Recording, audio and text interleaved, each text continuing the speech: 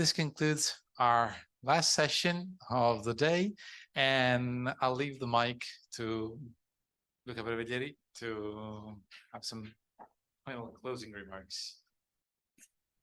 Okay, thank you, Alessandro.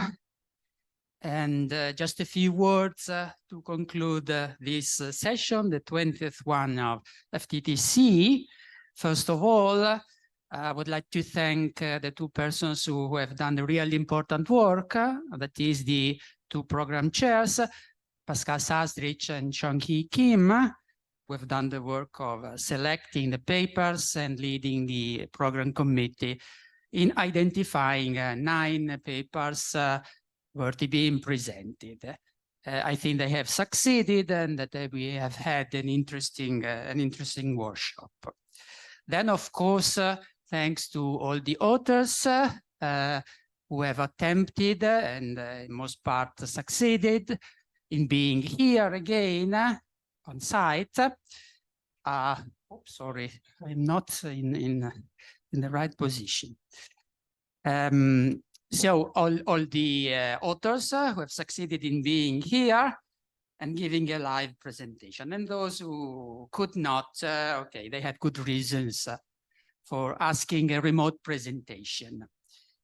And eventually, I would also like to thank the chess organization, because FDTC owes much to chess. It's co-located with chess and shares part of the organization, I mean, the room and the breaks and the lunch. It would be very much harder to organize all those things in isolation without the help of chess. So this year we are again back with an on-site format, and we had about 40 on-site participants, plus about 20 on online participants.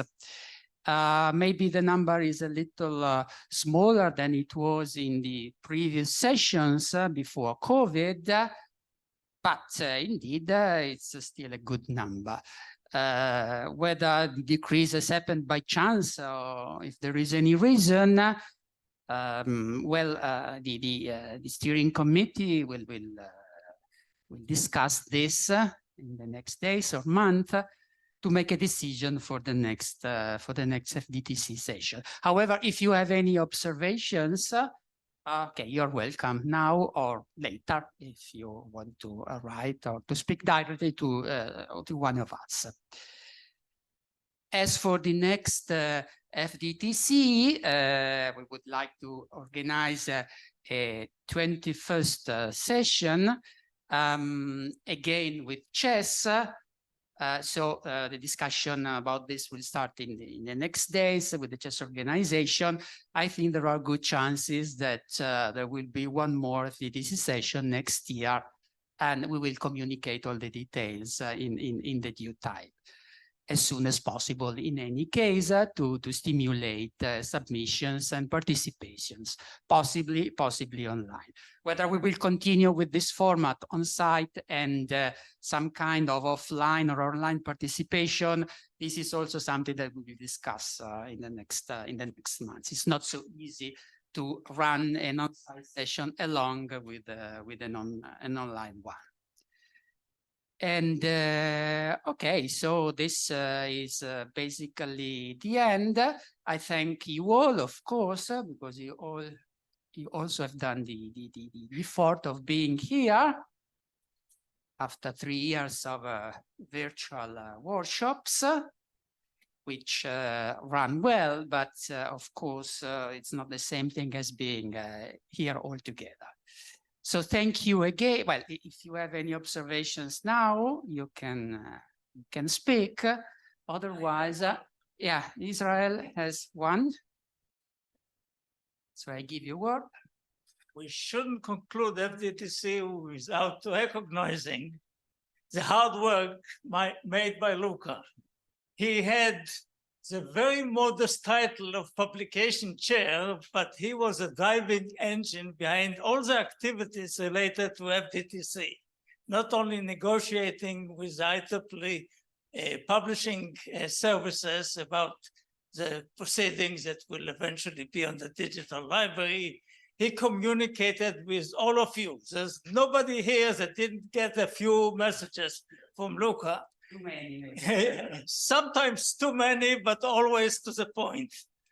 And he organized all the Zoom session here. He was in charge of all the presentation, collecting the slides, collecting the videos.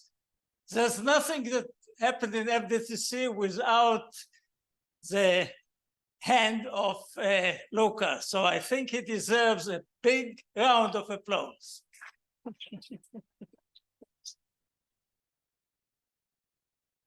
Thanks, Israel, and thanks also to Mike Tunstall, who is the general chair of FDTC.